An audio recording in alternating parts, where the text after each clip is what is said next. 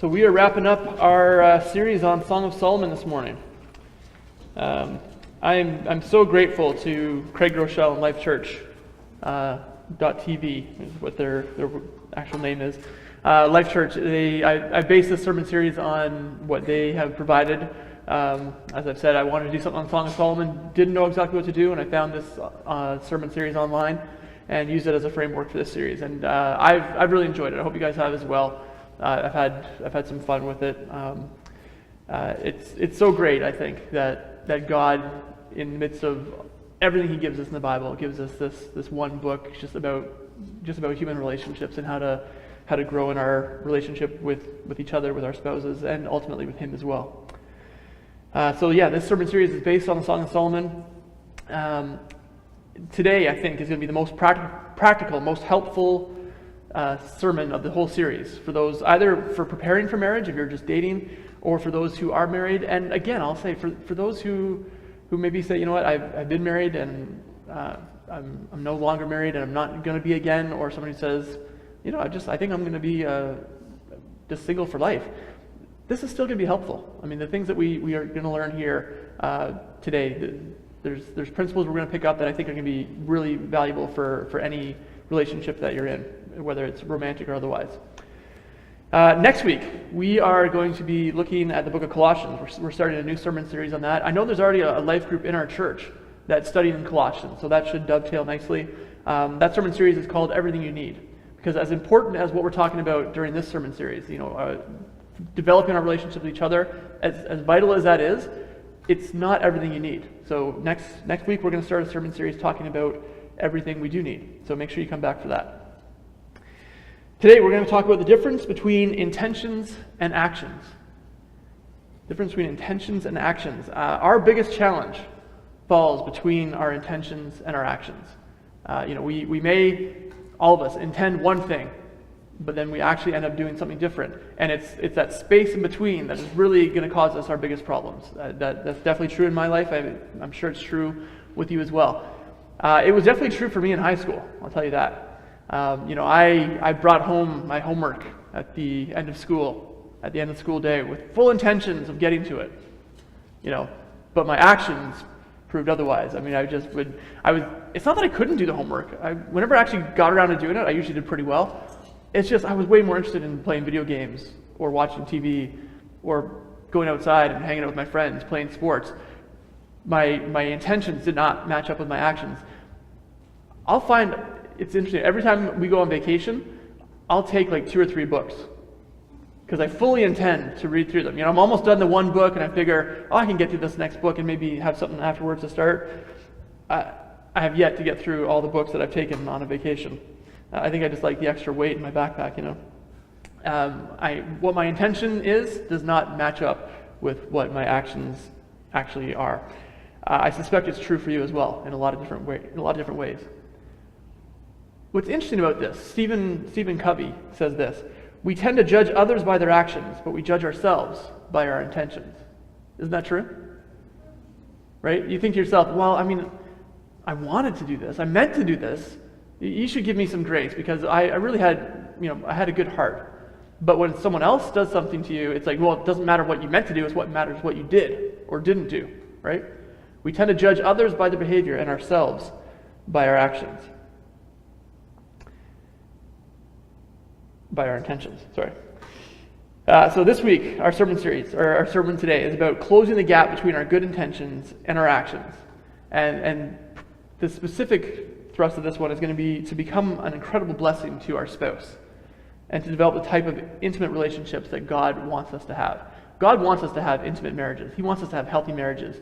And one of the ways we're going to be able to do that, and again, whether you're dating and moving towards this, or whether you're already married right now, if we can close the gap between our good intentions, because I think we all have good intentions, right? There's not too many of us out there that are just plotting evil, right? We intend to do a good thing. So if we can close the gap between what we intend to do and what we actually do, it's going to be a blessing to our spouse. So we have 3 simple statements today. They're actually power thoughts. You can think of them that way. That when you think of this statement, if you can actually enact it, it will be a powerful thing for you. The first one's actually a bit of a recap from a previous week. If you think something good, say it. If you think something good, say it.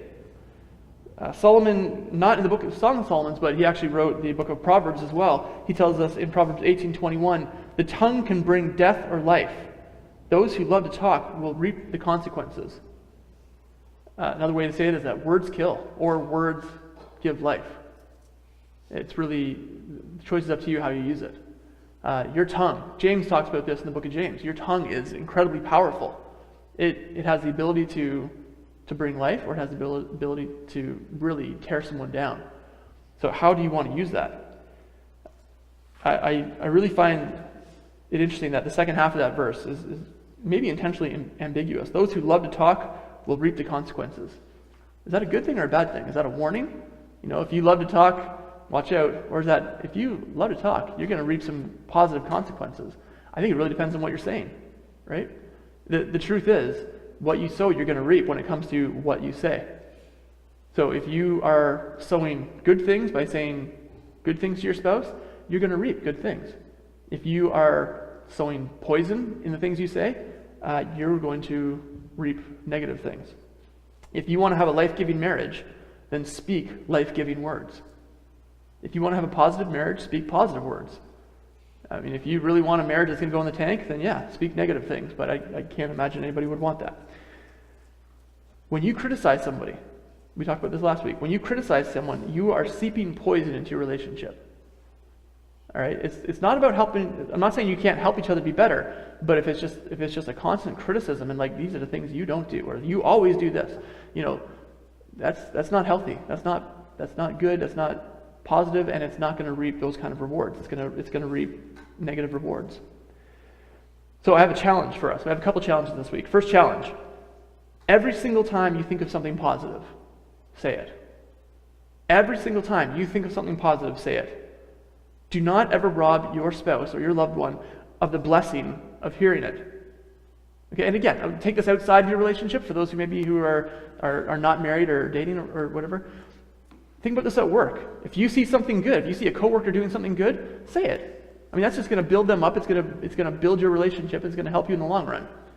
But especially for those of you who, mother-child, father-child relationship, that's also true, right? If you see your kid doing something good, say it. Build them up. If you see your parents doing something good, say it. We need encouragement too. But don't ever rob them of the blessing of hearing it. Because if it's already in your head, that's great. All it needs to do is come out of your mouth. Because they don't know what you're thinking. As much as we might think we do sometimes. Speak it out. Every time you think it, say it. We've seen this is true about Solomon all through this book, right?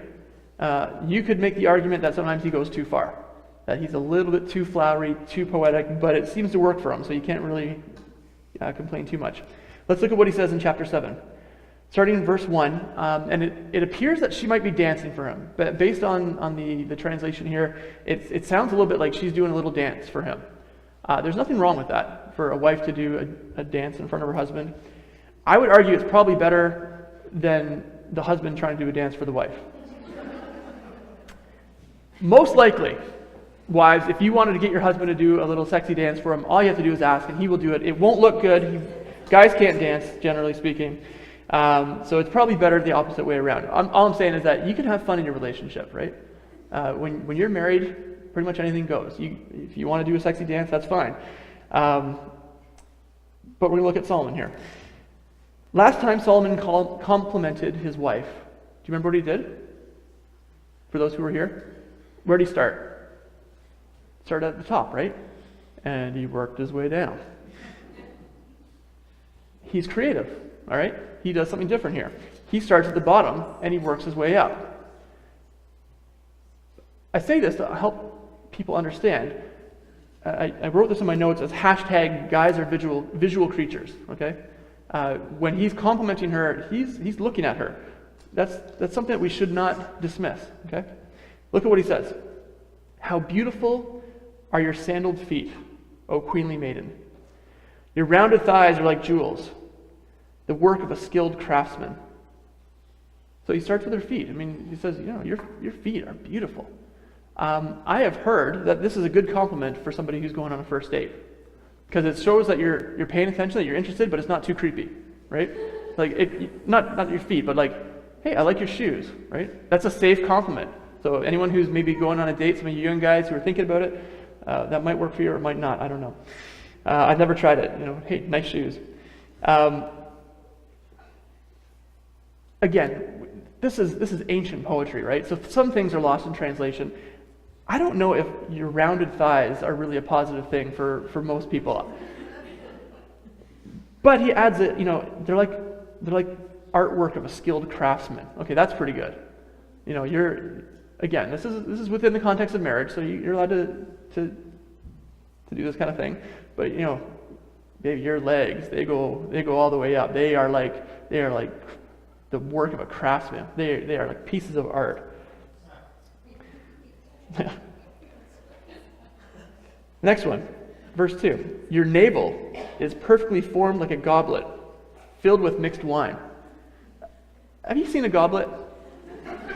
I mean, right, it's like, I think what he's trying to say is like, hey, right? Like, that's a good thing. Again, something's lost in translation. Now, this next one is a bit tricky. Like, the translation, it says, between your thighs lies a mound of wheat bordered with lilies. The word thighs there may also mean belly, okay? Like your stomach. I don't know, because I don't think you ever want to refer to a woman's anything as a mound of anything, right? Never talk about her waist like that's a mound of something, right? There's different language, so it's sometimes difficult to translate exactly what it's trying to say. Your breasts are like two fawns. I mean, we've heard this before, right? Remember what you guys, fawns, you have to approach gently and calmly, right? You don't want to scare away the fawns. Twin fawns of a gazelle. Your neck is as beautiful as an ivory tower. Ivory, again, right? What was she scared about in the very first chapter we read? She was afraid that she was overly tanned, right? And he would say, no, you're like ivory. And the tower is not like it's super long, it's just like, it's stately. It's not bowed over, you're not bent. It is, you look good. Your eyes are like the sparkling pools of Heshbon by the gate of Bath Ribbon. I'm sure it meant something to her with those locations. Probably it was just two sparkling pools, and your eyes sparkle. Your nose is as fine as the Tower of Lebanon, overlooking Damascus. All that to say, he's saying, honey, you look good. All right? I'm a visual creature, and I'm liking what I see. Last time I went from the head down, I'm working from the feet up now, and it's all great. It's all beautiful. You're amazing. And so to change the dynamics of your relationship, this is your second challenge. Instead of just saying, hey, I love you, tell them why. Add in the word because. I love you because. Now, I mean, he's doing a visual thing here. It doesn't necessarily have to be visual, but that's okay too. But tell them why. Tell them why you love them. I love you because you're my best friend. I love you because I'd rather spend time with you than anyone else. I love you because you're faithful. I love you because I know that you're way too good for me. I love you because you look after the family. I love you because you're the best mom in the world, or you're the best dad in the world. I love you because you put the family ahead of your work. I love you because you're there. I love you because you fix things. Whatever it is, whatever you find lovely about your spouse, say it. Tell them. Don't just tell them you love them, but tell them why. I don't remember if it was for my birthday or for Father's Day. Kathy gave me a jar of I love yous. And she wrote down, I love you because, these are all the reason she loves me.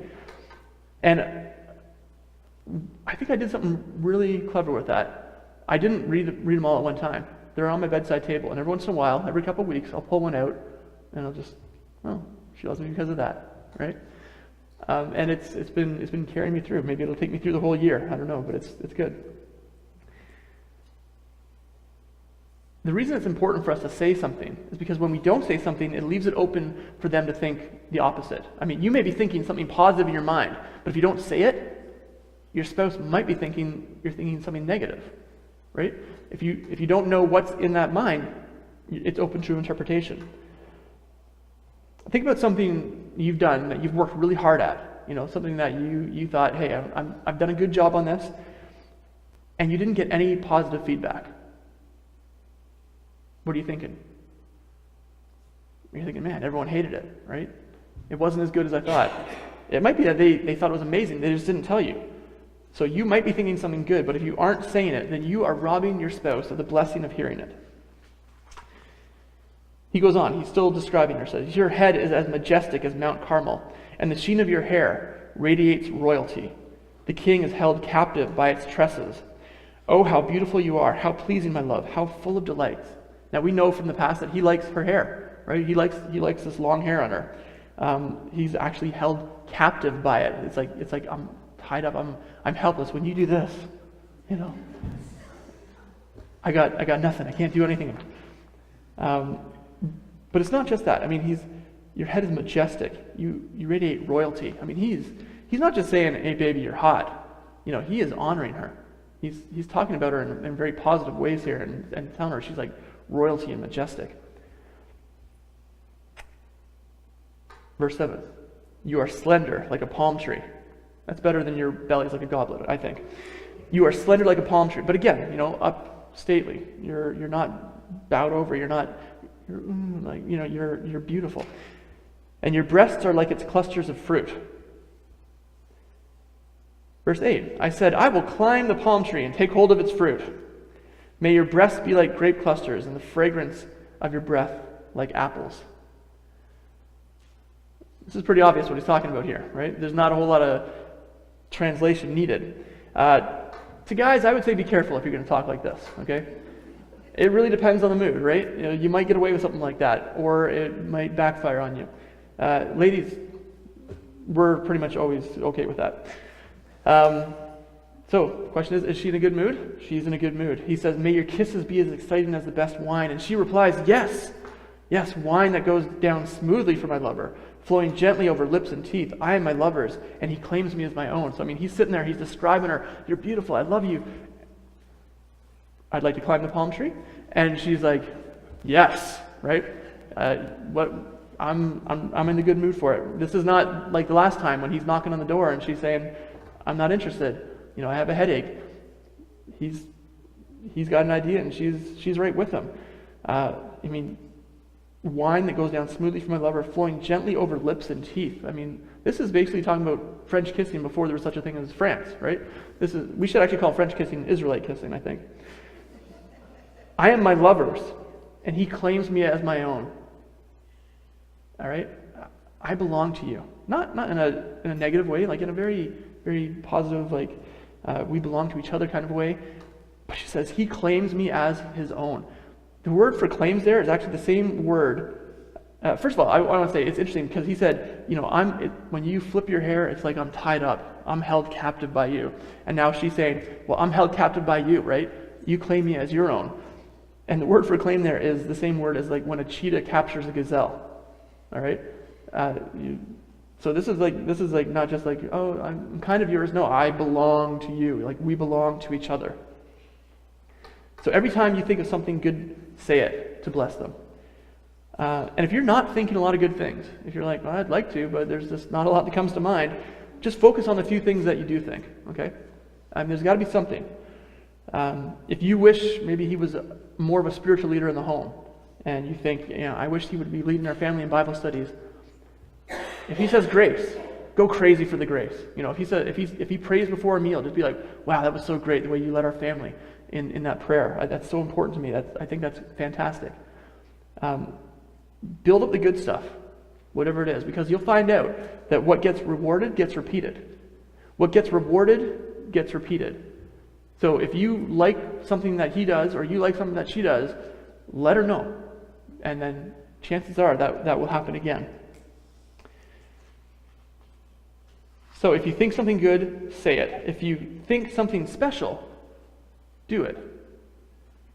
Again, this is about our actions being better than our intentions, right? Being more important than our intentions. You might think of something awesome to do. Be like, oh, that'd be great if I did that thing, whatever it is. It'd be cool if I knocked off work today and went home and surprised her with some flowers.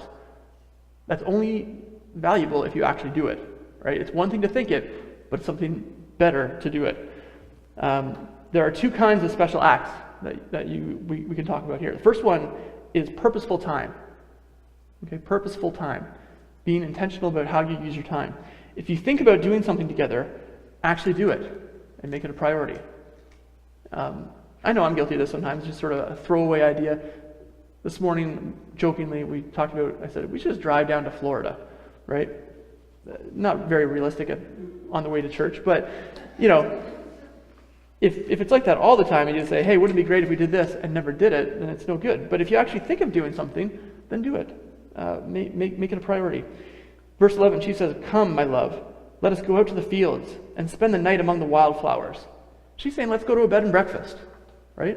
Let's get away. Let's have a romantic getaway. Let's try and do something to just be the two of us alone. And I would encourage you to try and do something like this at least once a year. There are all kinds of reasons you'll come up with for why you can't do that, why you can't afford it, why you can't make that happen. Whether it's, we got responsibilities, we got the kids, I can't afford it financially. No problem coming up with reasons why you can't do it. The question you have to ask is, can you afford not to? There is something special that happens when you get away, just the two of you. There's something really special that happens. You are able to relax, you are able to reconnect in a way you couldn't do if you were at home. If you were part of your normal everyday routine, it just doesn't happen. But if you're away and spending just time with just the two of you, you can reconnect.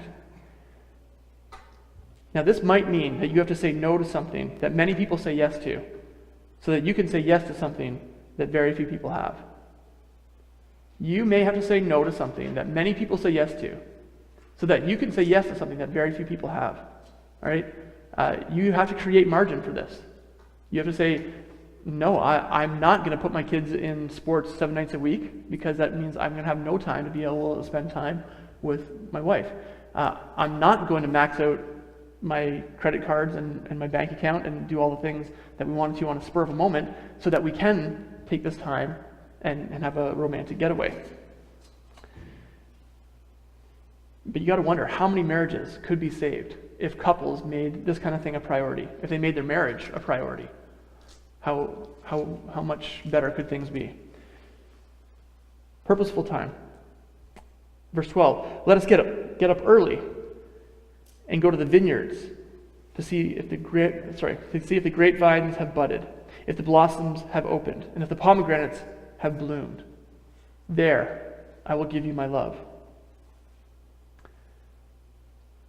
She's saying, let's go out to the countryside, let's go to a bed and breakfast, let's go out into the field, and let's make love. Now, this is obviously before the days of Google Earth, for the days that these kind of things could get on the internet, before it was actually illegal. The point is, they were planning on having purposeful time. And it's interesting, she's the one who's actually suggesting this. He's hearing this is very good news. Okay? The fact that she's thinking ahead, that she's wanting to take part in a romantic getaway, especially a physical one, he's like, okay, I'm all for it, let's go. So if you think something special, do it with some purposeful time. Second one is thoughtful acts. Okay, thoughtful acts. This is what she does for him. Verse 13. It says, there the mandrakes give off their fragrance, and the finest fruits are at our door. New delights as well as old, which I have saved for you, my lover. All right, she's thinking ahead. All right, in a sense, she's gone grocery shopping. Mandrakes were well-known aphrodisiacs. Okay, so in the past she said, feed me raisin cakes, because raisins are aphrodisiacs. Now she's saying, hey, let's go to the field, to the countryside. There are mandrakes there. Again, an aphrodisiac. She's given him some hints. She's been thinking of the way that she might be a blessing to him. Guys, some of the things that might be seen as the most romantic are simply practical thoughtful acts of service. Things that you could do around the house that are helpful. Acts of service is a love language. Right? Physical touch is a love language, quality time is a love language, but acts of service is also a love language. So wash the dishes, make dinner, get the kids ready for bed, shovel the driveway, all the different things that are going to help around the house. Those will be thoughtful acts. Doing something that you may not value because you know that your spouse does value it is a thoughtful act. So if you think something good, say it. If you think something special, do it. The third thing is, if you want something different, be it. If you want something different, be it. It's so easy for us to turn this around, right? If I want something different, I'll expect it. If I want something different, I will criticize to make my spouse do what I want them to do. Don't demand your spouse be something different. You be something different. You do something different. We see this in our couple here, right? She said back when we first started the series, I won't be a veiled woman, which meant I'm not going to let anyone look at me like I'm a prostitute. I'm not going to lower my standards on when it comes to purity just to chase after you. And he said, let us catch the little foxes, which again needs translation. The little foxes that will attack the vineyards, talking about their bodies. He's saying, let's get rid of those things that are going to keep us impure in front of God and help us to maintain our purity. Let's not pollute ourselves before God. The little foxes, the veiled woman, they said, we're going to be different. We're going to be different than everyone else around us. Last week we saw how they were different in regards to conflict. They said, we're going to talk through things, not walk away. We're going to talk, not walk. We're not going to react in anger. We're going to respond in the Spirit. They said, instead of assuming the bad, we're going to assume the good. We're going to assume the best of our spouse. So if you want something different, be something different. If you don't like what you're getting, then look at yourself and ask, what am I giving? What am I giving to get that kind of response?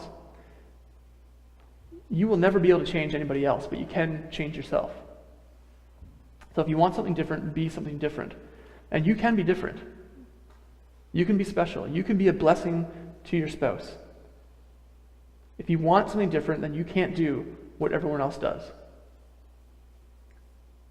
And I mentioned this, I think, last week, this idea of a triangle. If you want to be different, chase after God. Okay, if you want to be different than what everybody else in our world has, chase after God. The closer a husband and wife get to Jesus, the closer they get to each other. Right? It naturally happens because God created us to be one with each other in a marriage relationship. If you both choose to serve Christ, then you can receive the blessing of a godly marriage. So she's been loved and honored and cherished. And here's what she says to him. This is chapter 8, verse 6. She says, place me like a seal over your heart, like a seal on your arm. For love is as strong as death. Its jealousy as enduring as the grave. Love flashes like fire, the brightest kind of flame. That's powerful. She's saying, I'm yours and you are mine. We belong to each other. And our love for each other has that kind of fire. It's hot like that. And that's the kind of marriages that I want for our church. I'm going to ask the worship team to come back up and I'm going to pray. Dear Heavenly Father, we want to have healthy and strong marriages. We want to be blessings to our spouses. We want to be different than the world around us. We don't want to have anyone get divorced. We want to be willing to work at our relationships so that we can have the kind of relationships you want us to have. God, help us to do that. Help us to embrace the things we've learned from your word. Help us to look at what's been given to us in your book so that we can have the kind of marriages you want us to have. In your name, Lord Jesus. Amen.